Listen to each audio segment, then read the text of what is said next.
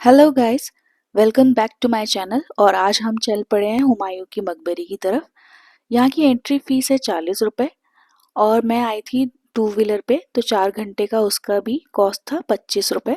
हुमायूं के मकबरे के पहले ही गोल चक्कर पे आपको एक निर्माण दिखेगा जिसका नाम है सब्ज बुर्ज, जिसका मतलब है हरा गुंबद।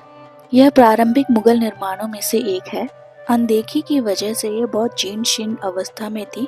1980 में इसके गुंबद में नीली टाइल्स लगाई और इसका पुनर्निर्माण किया गया। टिकट काउंटर से आप मकबरे की तरफ जाएंगे तो बीच में आपको दिखेगा बू हलीमा बागीचा, और बू हलीमा द्वार ही है जिससे आप पहले होके गुजरेंगे हुमायूं के मकबरे के मुख्य द्वार पे। इसी दिशा की ओर चलते हुए आप दाहिने हाथ में ईसा खां का मकबरा पाएंगे। यह पहले पड़ता है हुमायूं के मकबरे से। इस मकबरे के इतिहास पे जाने से पहले हम ईसा खां के इतिहास के बारे में जानते हैं थोड़ा सा। ईसा खां का जन्म 1453 में हुआ था। यह सूर वंश के शासक शेर शाह सूरी के दरबार में एक अफगान नवाब थे। इनके जीवन काल अथवा इनके सहयोग से शेर शाह सूरी ने हुमायूं को 1539 की चौसा की लड़ाई तथा 1540 की कन्नौज की लड़ाई में हुमायूं को परास्त किया था। यह मकबरा खुद ईसा खां द्वारा बनाया गया था अपने जीवन काल में। इसका निर्माण काल है 1547 से 1548 और 1548 में ईसा खां की मृत्यु हुई थी। यह मकबरा लोधी गार्डन स्थित मोहम्मद शाह सैयद के मकबरे से काफी मेल खाता है। आगे जाके जिसकी संरचना लोधी वंश के मकबरों में भी प्रयोग में लाई गई थी। यह मकबरा मुगल बादशाह हुमायूं के मकबरे के परिसर का एक हिस्सा है, पर फिर भी अपने आप में एक स्वतंत्र परिसर का आभास कराता है। ईसा खां का मकबरा चारों तरफ से दीवारों से घिरा हुआ है और इस अष्टकोणीय मकबरे में कैनोपीज, चमकती हुई टाइल्स और लाल जालीदार खिड़कियां देखी जा सकती हैं। इन दीवारों में छोटी छोटी कोठरियां भी बनी हुई हैं। इसके चारों ओर बरामदा है जिसकी छत पत्थर के खंभों पर है। यह परिसर हुमायूं के मकबरे से 20 वर्ष पहले निर्मित है। इस मकबरे का जीर्णोद्धार कार्य 2011 से 2015 के बीच में आगा खान ट्रस्ट के द्वारा तथा ASI यानी आर्कियोलॉजिकल सर्वे ऑफ इंडिया के द्वारा किया गया। यहाँ से हम मकबरे के अंदर का प्रवेश लेंगे। दीवारों से घिरी इस इमारत में ठीक बीच में मकबरा ईसा खां है, जिसमें ईसा खां सहित 6 कब्रें बनी हुई हैं। यह दूसरी कब्रें उनके परिवार वालों की मानी जाती हैं। हुमायूं तथा ईसा खां का मकबरा पूर्वी दिल्ली में स्थित है। यह निजामुद्दीन औलिया के पुराने शहर में बसा हुआ है। यहाँ से सिर्फ 700 मीटर की दूरी पे हजरत निजामुद्दीन औलिया की दरगाह भी है। ईसा खां तथा उनके परिवार के सदस्यों की कब्रें मूल रूप से संगमरमर की ही हैं।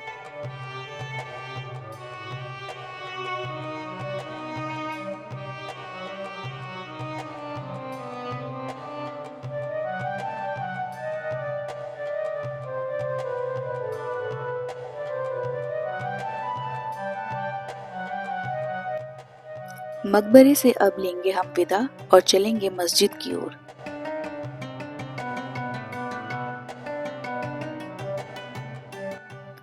इसी परिसर में मकबरे के पश्चिमी ओर एक 3 आंगन चौड़ी मस्जिद भी बनी हुई है और यह है सुंदर प्रवेश द्वार जहाँ से आप ईसा खां के मकबरे में आने के लिए प्रवेश लेते हैं।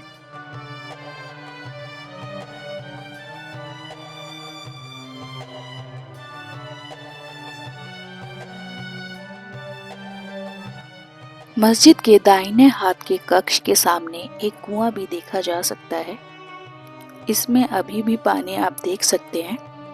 इस कुएं से मेरा अनुमान है कि जो भी बंदे यहाँ पे नमाज अदा करने आते होंगे इस मस्जिद में, वो इसी कुएं का पानी लेकर अपना हाथ पैर धोते होंगे, फिर अंदर जाके नमाज अदा करते होंगे, जैसा कि हर मस्जिद में प्रचलन है। यह मस्जिद मुख्य रूप से लाल बलुआ पत्थर और भारी मात्रा में ग्रेव पत्थरों से बनाई गई है। इस मस्जिद के ऊपरी हिस्से में जाने के लिए यहाँ पे सीढ़ियों का निर्माण भी किया गया था, जो आम जनता की पहुंच से बाहर है। इस मस्जिद के 3 द्वार हैं। 2 द्वारों पे आप देखेंगे कि हरे टाइल्स से सजावट की गई है और बीच वाले द्वार पे नीले टाइल से सजावट की गई है। मस्जिद के ऊपरी भाग के मुख्य गुंबद के आसपास 2 कैनोपीज जैसी छतरियां बनी हुई हैं, जिसमें मुख्य रूप से हरी टाइल्स और नीली टाइल्स का प्रयोग किया गया है। इस मकबरे के अहाते में 20वीं सदी के प्रारंभ में पूरा एक गांव बसा हुआ करता था।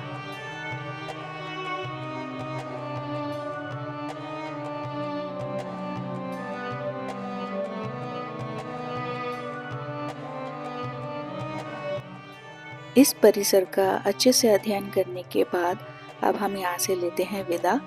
अब हम चलेंगे मुख्य परिसर की ओर। ईसा खां के मकबरे से बाहर निकलते ही आगे से दाहिने हाथ की ओर चलेंगे तो आएगा बू हलीमा द्वार सामने की तरफ, और इसके दोनों तरफ बू हलीमा बागीचा भी स्थित है। इस आंगन में उत्तरी ओर बू हलीमा का मकबरा भी स्थित है।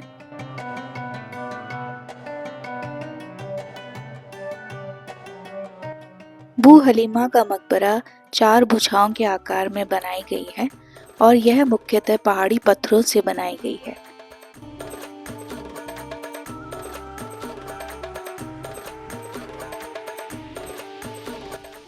बू हलीमा गेटवे को पार करके हम हुमायूं के मकबरे के मुख्य परिसर में आ जाते हैं, जिससे कुछ कदम आगे की ओर बढ़ने के बाद हमें दाहिने हाथ पे एक निर्माण कार्य दिखेगा।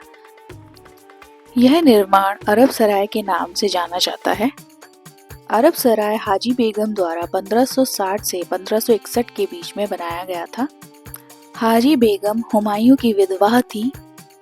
इस परिसर को लेकर मतभेद यह है कि कुछ इतिहासकार ये मानते हैं कि हाजी बेगम ने मक्का की तीर्थ यात्रा के दौरान करीब 300 इमामों को लाकर यहाँ बसाया था, तथा दूसरे इतिहासकार यह मानते हैं कि यहाँ पर्शियन मजदूरों और कारीगरों की बसावट थी, जो वास्तव में हुमायूं के मकबरे के निर्माण में लगाए गए थे। अरब सराय के भीतरी परिसर में ही आगे चल के आपको दिखाई देगी अफसर वाले का मकबरा और अफसर वाले की मस्जिद। अफसर वाले के मकबरे का निर्माण काल 1566 से 1567 के बीच में है। यह मकबरा अफसर वाले की मस्जिद से सटा हुआ है, जिसका निर्माण काल 1560 से 1567 का है। अफसर वाले के मकबरे के भीतरी अहाते में 3 कब्र हैं। हालांकि ये कब्र किसकी हैं, यह अभी तक पुष्टि नहीं हुई है। अफसर वाला यानी अफसर, जो कि पर्शियन वर्ड है, जो कि इंग्लिश से लिया गया है ऑफिसर वर्ड से, तो माना जाता है कि यहाँ पे कोई अच्छे ओहदे के अफसर को दफनाया गया होगा। अफसर वाले का अष्टकोणीय मकबरा और मस्जिद एक ऊंचे मंच पर स्थित है। इसके प्रार्थना कक्ष में 3 मेहराबदार उद्घाटन हैं और केंद्रीय खाड़ी में एक गुंबददार छत है। मस्जिद के उत्तर में ही मेहराबदार उद्घाटन वाला एक लंबा और जीर्ण हॉल है। इन दोनों ही इमारतों में पहाड़ी पत्थर तथा लाल बलुआ पत्थर का प्रयोग किया गया है।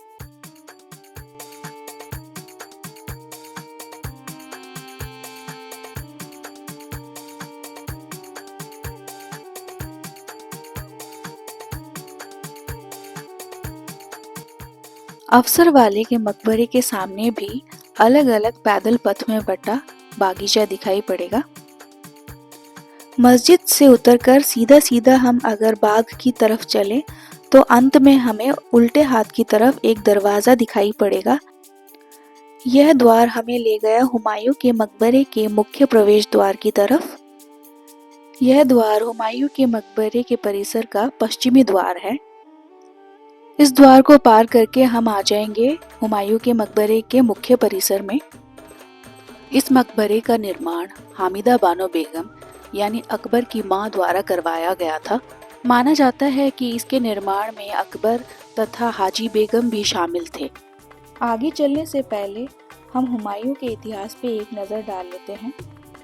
नसीरुद्दीन मोहम्मद हुमायूं का जन्म 6 मार्च 1508 में हुआ था। इनके पिता बाबर थे, जो भारत में मुगल शासन की नींव रखने वाले व्यक्ति साबित हुए, और माँ थी माहम बेगम। यद्यपि हुमायूं के पास साम्राज्य बहुत साल तक नहीं रहा, पर मुगल साम्राज्य की नींव में हुमायूं का योगदान है। हुमायूं का शासन अफगानिस्तान, पाकिस्तान और उत्तर भारत के हिस्सों पर 1530 से 1540 और फिर 1555 से 1556 तक रहा। 1539 में चौसा की लड़ाई में हुमायूं को शेर शाह सूरी ने परास्त कर दिया था और हुमायूं व उनके बचे कुचे सैनिक अपनी जान बचाने के लिए गंगा और कर्मनासा नदी में कूद गए थे, जहां उनकी जान एक निजाम नाम के भिश्ती ने बचाई, जिसको हुमायूं ने दिल्ली की गद्दी मिलने के बाद एक दिन का बादशाह भी बनाया था। 1539 की परास्त के बाद 1540 की कन्नौज की लड़ाई में भी शेर शाह सूरी ने हुमायूं को बुरी तरह मात दी, जिसके चलते हुमायूं को 15 साल दिल्ली की गद्दी से दूर रहना पड़ा। निकास के बाद पहले 3 वर्ष तक हुमायूं राजस्थान और सिंध में भटकते रहे। उसी काल में 1541 में उन्होंने हामिदा बानो से विवाह किया, जिन्होंने 15 अक्टूबर 1542 में अकबर को जन्म दिया, जो अगला मुगल शासक बना। इसके बाद 1543 में हुमायूं ईरान के शासक तहमास्प के पास जाते हैं और वहां शरण लेते हैं, जिनकी सहायता से वो काबुल और कांधार में अपना राज्य पुनर्स्थापित करते हैं। इसके बाद 1555 में वह पहले इब्राहिम सूर से मच्छीवाड़े के युद्ध में जीते और उसके बाद सिकंदर सूर से सरहिंद के युद्ध में जीते। दिल्ली में शासन स्थापित करने के सिर्फ 1 साल बाद 27 जनवरी 1556 में हुमायूं अपनी दीनपना स्थित पुस्तकालय की सीढ़ियों से उतर रहे थे। उतरते वक्त उनका पैर फिसला और वह गिर पड़े, जिसके कारण उनकी मृत्यु हो गई। कुछ लोग यह भी बोलते हैं कि हुमायूं जब भी उनको आज़ान की आवाज़ सुनाई देती थी तो आदर में झुक जाते थे। उस दिन जब वह पुस्तकालय से नीचे उतर रहे थे तो आज़ान की आवाज़ सुनाई देने पर वह आदर में झुक गए, जिसके कारण उनका पैर फिसला और उनकी मृत्यु हुई, जिसके पश्चात उनकी याद में यह हुमायूं का मकबरा बनाया गया। यमुना नदी के किनारे मकबरे के इस स्थान का चुनाव इसकी हजरत निजामुद्दीन दरगाह की निकटता के कारण किया गया था। संत निजामुद्दीन दिल्ली के प्रसिद्ध सूफी संत होते थे। इन्हें दिल्ली के शासकों द्वारा काफी माना गया। इनका तत्कालीन आवास भी मकबरे के स्थान से उत्तर पूर्व दिशा में निकट ही चिल्ला निजामुद्दीन औलिया में स्थित है। हुमायूं की मृत्यु के बाद पहले उनका शव पुराना किला में ही दफन किया गया था। इसके बाद 1558 में खंजर बेग द्वारा पंजाब के सरहिंद ले जाया गया इनका शव। आखिरकार 1571 में हुमायूं को हुमायूं के मकबरे में ही दफनाया गया। इसके बनने के बाद हुमायूं के मकबरे का निर्माण काल 1565 से 1571 के बीच में है। इस इमारत के वास्तुकार थे मीरक मिर्जा ग्यास और उनके सुपुत्र सैयद मोहम्मद ग्यास, जो एक पर्शियन वास्तुकार थे। इस मकबरे का क्षेत्रफल 4000 स्क्वायर मीटर है और यह एक बड़े और ऊंचे चबूतरे पर खड़ा है। मकबरे की कुल लंबाई 50 मीटर है। सबसे ऊपर पीतल के कलश की लंबाई ही 6 मीटर है। यह अष्टकोणीय ढांचा लाल बलुआ पत्थर और सफेद संगमरमर के भारी मात्रा में उपयोग किए जाने का प्रारंभिक उदाहरण था। हुमायूं के मकबरे के ऊपर दोहरा गुंबद है, जो सजावटी स्तंभ और छतरी से घिरा हुआ है। उस दौर में इस मकबरे को बनवाने में 15 लाख रुपए की लागत आई थी। हुमायूं के मकबरे परिसर में प्रवेश के लिए 2 द्वार हैं, एक दक्षिण ओर स्थित है और एक पश्चिम ओर स्थित है। आम पर्यटकों के प्रवेश के लिए पश्चिमी द्वार उपयोग में लाया जाता है। दक्षिण द्वार मुगलों के प्रवेश के लिए प्रयोग में होता था। मकबरे का निर्माण मुख्य रूप से गारे और पानी की सहायता से पत्थरों को जोड़ जोड़ के किया गया है और ऊपर से लाल बलुआ पत्थर से ढका गया है। मुख्य रूप से आंतरिक भाग, इसके ऊपर पच्चीकारी फर्श की सतह, द्वार चौखटों और छज्जों के लिए श्वेत संगमरमर का प्रयोग किया गया है। मकबरे का विशाल मुख्य गुंबद भी श्वेत संगमरमर से ही ढका हुआ है। इस चबूतरे की नींव में 56 कोठरियां बनी हुई हैं, जिनमें लगभग 160 मुगल खानदान की कब्रें दफन हैं। इमारत पर फारसी बलुअस गुंबद बना है, जो सर्वप्रथम सिकंदर लोधी के मकबरे में देखा गया था। मकबरे के चबूतरे की कुल ऊंचाई 6.5 मीटर है। इसके अग्रभाग को चारों पार्श्वों के मध्य में एक एक 4 प्रवेश सीढ़ियों को छोड़कर सभी चारों पार्श्वों को चापित द्वारों की एक श्रृंखला द्वारा उभारा गया है। गुंबद के ऊपर कलश पर चंद्रमा लगा हुआ है, जो तैमूर वंश के मकबरों से मिलता है। बाहर से सरल दिखने वाली इमारत की आंतरिक योजना कुछ जटिल है। इसमें मुख्य केंद्रीय कक्ष सहित 9 वर्गाकार कक्ष बने हैं। इनमें बीच में बने मुख्य कक्ष को घेरे हुए शेष 8 2 मंजिले कक्ष भी बीच में खुलते हैं। मुख्य कक्ष गुंबददार एवं दुगनी ऊंचाई का एक मंजिला है। इसमें गुंबद के नीचे एकदम मध्य में मुगल सम्राट हुमायूं की कब्र बनी हुई है। यह कब्र इस इमारत की प्रमुख कब्र है। सम्राट की असली समाधि ठीक नीचे आंतरिक कक्ष में बनी है, जिसका रास्ता बाहर से जाता है। नीचे तक आम पर्यटकों को पहुंच नहीं दी गई है। पूरी इमारत में पीट्रा ड्यूरा नामक संगमरमर की पच्चीकारी का प्रयोग किया है और इस प्रकार के कब्र के नियोजन भारतीय इस्लामिक स्थापत्य कला का महत्वपूर्ण अंग है, जो मुगल साम्राज्य के बाद के मकबरों जैसे ताजमहल आदि में खूब प्रयोग हुए हैं। मुख्य कक्ष में जालीदार घेरे के ठीक ऊपर मेहराब भी बना है, जो पश्चिम में मक्का की ओर बना है। हुमायूं की कब्र के कक्ष के चारों कोणों पर 4 अष्टकोणीय कमरे हैं, जो मेहराबदार दीर्घा से जुड़े हुए हैं। प्रधान कक्ष की भुजाओं के बीच बीच में 4 अन्य कक्ष भी बने हैं। ये 8 कमरे मुख्य कब्र की परिक्रमा बनाते हैं, जैसे सूफीवाद और कई अन्य मुगल मकबरों में दिखती है। साथ ही इस्लाम धर्म में जन्नत का संकेत भी करते हैं। इस परिसर में दफन कुछ मुख्य कब्र हैं, जैसे हामिदा बानो बेगम की कब्र, बेगा बेगम की कब्र। इसके अलावा यहाँ दफन होने वाले हैं दारा शिकोह, शहजादा मुराद मिर्जा, कम बख्श, बिदार बख्त, रफ़ी उद दराजत, रफ़ी उद दौला, अजीजुद्दीन मोहम्मद आलमगीर द्वितीय जैसे और भी कई लोगों की कब्रें दफन हैं यहाँ पे।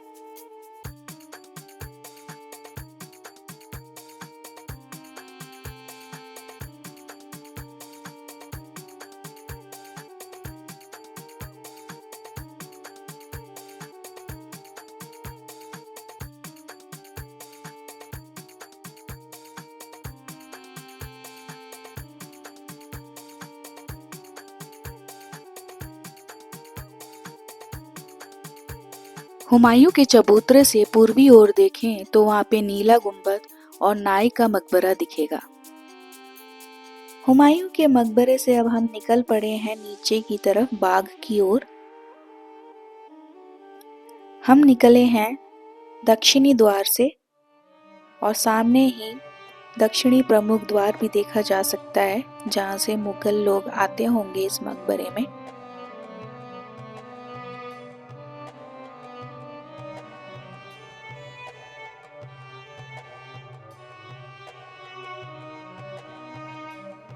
इस परिसर के बाग फारस के 4 बाग अर्थात 4 जलधाराओं से बटे बागों का एक उत्तम उदाहरण है। इसका ऐतिहासिक वर्णन ईरान के महान बादशाह पोरस के 6वीं सदी के मकबरे में मिलता है। बाद में इसके कई और उदाहरण उत्तरी अफ्रीका, फारस, दक्षिणी यूरोप, मध्य एशिया और भारत में देखे गए।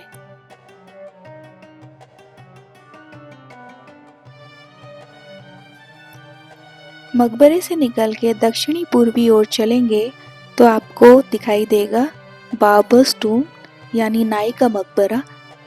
इस मकबरे का निर्माण काल 1590 से 1591 ईस्वी का है। जैसा कि भीतर मिले एक अभिलेख से ज्ञात होता है कि इस मकबरे में जिस व्यक्ति को दफनाया गया है वह ज्ञात नहीं है। नाई की मकबरे से आगे की तरफ पूर्वी ओर चलेंगे तो हमें दिखेगा नीला गुंबद। इसका ये नाम इसके गुंबद के ऊपर लगी नीली ग्लेज टाइलों के कारण पड़ा है। ये मकबरा अकबर के दरबारी बैरम खां के पुत्र अब्दुल रहीम खाने खाना द्वारा अपने सेवक मियां फहीम के लिए बनवाया गया था। फहीम मियां इनके बेटे फिरोज खां के संग ही पले बड़े थे और उसके साथ ही जहांगीर के समय में एक मुगल सेनापति महाबत खां के विद्रोह में लड़ते हुए काम आए। इसकी छत अपने समय के प्रचलित दोहरे गुंबद से अलग गर्दनदार गुंबद और अंदर हुए प्लास्टर पर बहुत ही सुंदर चित्रकारी व पच्चीकारी के कारण विशेष उल्लेखनीय है। इसी से सटी रेलवे लाइनें भी बिछी हुई हैं। आगे चलते हुए मुझे यह कोठरी दिखी, जिसके अंदर मैंने झांकने की कोशिश की पर कुछ ऐसा खास नहीं दिखा। बस एक रास्ता बना हुआ था नीचे की तरफ। हुमायूं के मकबरे के पूर्वी तरफ एक खेमा है जिसे बरादरी बोलते हैं। इस खेमे में 12 दरवाजे हैं। इस खेमे के बारे में अधिक जानकारी की पुष्टि नहीं है। मकबरे के परिसर के पूर्वी उत्तर में एक गुरुद्वारा भी बनाया गया है, जो परिसर का हिस्सा नहीं है, बस परिसर से बिल्कुल सटा हुआ है। बाहर से देखने में इसमें भारतीय स्थापत्य कला के घटक देखने को मिलते हैं, जैसे मुख्य गुंबद को घेरे हुए राजस्थानी स्थापत्य कला की छोटी छतरियां, जो मूल रूप से नीली टाइल से ढकी हुई थी। इस किले के चारों तरफ से पहाड़ी पत्थरों से ढांचा बना के घेराव किया गया है।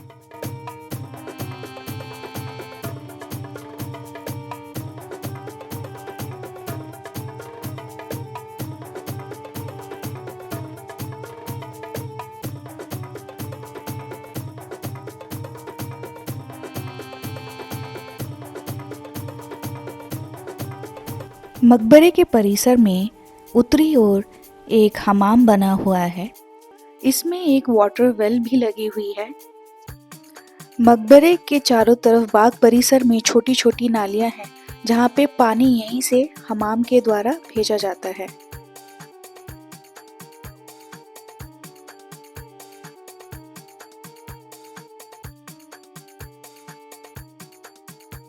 आई होप ये वीडियो आपको इन्फॉर्मेटिव लगी होगी और अच्छी लगी होगी। अगर अच्छी लगी हो तो लाइक करना, कमेंट करना, शेयर करना और बेल आइकन ज़रूर दबाना। Thank you.